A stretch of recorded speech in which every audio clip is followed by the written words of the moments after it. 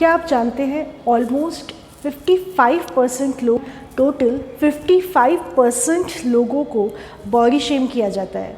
यानी body shaming झेलने वाले लोग टोटल 55% यानी करीब इस वर्ल्ड की आधी से ज़्यादा पॉपुलेशन वो होती है बॉडी शेमिंग यानी फैट शेमिंग का शिकार। तो आज मैं इसी टॉपिक पर बात करना चाहूँगी। और बॉडी शेमिंग जो लोग करते हैं उन्हें क्या लगता है कि वो जो भी काम कर रहे हैं वो बहुत अच्छा है। उन्हें ये लगता है कि बॉडी शेमिंग करना सामने वाले को इम्प्रूव करने की जैसा है, जबकि ऐसा नहीं होता।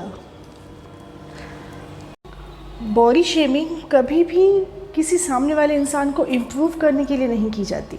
वो हमेशा सामने वाले को नीचा दिखाने के लिए की जाती है, या फिर जो लोग बॉडी शेमिंग कर रहे हैं वो खुद अपनी बॉडी से बिल्कुल भी सेटिस्फाइड नहीं होते, क्योंकि उनको भी किसी ना किसी ने कुछ ना कुछ किया होता है और वो अपनी भड़ास उन लोगों पे तो निकाल नहीं पाते। तो वो क्या करते हैं, वो दूसरों को वो बॉडी शेम करते हैं। मगर जिन लोगों को बॉडी शेम किया जाता है उल्टा इम्पैक्ट उनके ऊपर आता है, क्योंकि ये एक ट्रिगर्स की तरह साइन करता है उनके मैकेनिज़्म पे, और वो लोग अपनी हेल्थ पर ध्यान बिल्कुल नहीं देते और वो ज़्यादा फैट कंज्यूम करने की कोशिश करते हैं, अपनी कैलोरीज बढ़ा देते हैं और अनहेल्दी चीज़ों को एडॉप्ट करते हैं, क्योंकि वो स्ट्रेस और एंग्जाइटी में आ जाते हैं। आपने नोट किया होगा ना, जब हम बहुत दिनों बाद किसी इंसान से मिलते हैं, स्पेशली हमारे किसी दूर के रिलेटिव या पास के रिलेटिव से, सबसे पहली चीज़ वो यही बोलते हैं, हाँ तूने इतना वेट बढ़ा लिया। और यहीं से सामने वाले के इंसान के अंदर ट्रिगर होने लगती है एंग्जाइटी के इश्यूज़। वो भले ही आपको कुछ ना बोले, मगर उसको इस चीज़ का बहुत फ़र्क पड़ रहा होता है, और वो चीज़ उसको अनहेल्दी ईटिंग में प्रमोट करती है, अगर उसने उस चीज़ को बहुत दिल से ले लिया है तो। मगर अगर कोई सामने वाला इंसान बहुत इमोशनली स्ट्रॉन्ग है तो वो इस चीज़ को बहुत ही आराम से सरपास कर जाएगा।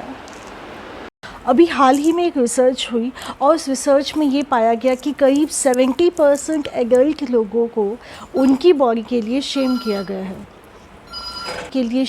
गया, यानी उनको उनके वेट के लिए टोका गया और उनको बुली किया गया उनके वेट के लिए।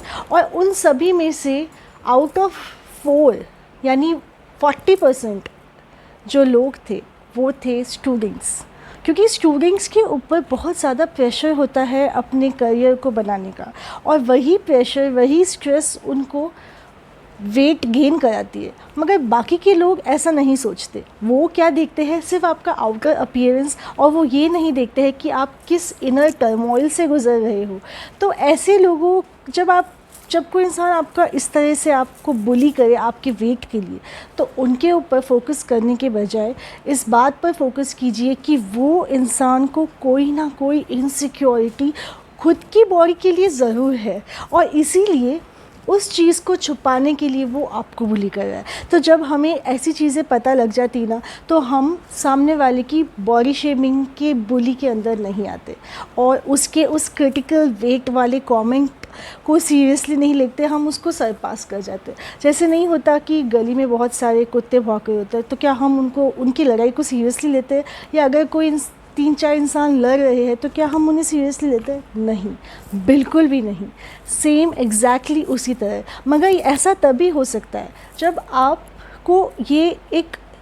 अपने सेल्फ रीजनिंग में बहुत स्ट्रॉन्ग हो। तो अगर आपका रीज़न स्ट्रॉन्ग है सामने वाले की इनसिक्योरिटी को लेकर, अब आपको उसकी इनसिक्योरिटी पर बुली नहीं करना है, क्योंकि वरना फिर आप में और उनमें क्या फ़र्क। हमें कोई भी डिस्ट्रक्टिव कमेंट नहीं करना चाहिए जब कोई भी इंसान हमारा बॉडी शेम करे या हमें बुली करे हमारे वेट के लिए। इंस्टेड या तो उसे क्रिएटिव जवाब दीजिए, और अगर क्रिएटिव जवाब नहीं सूझता तो लेट इट पास।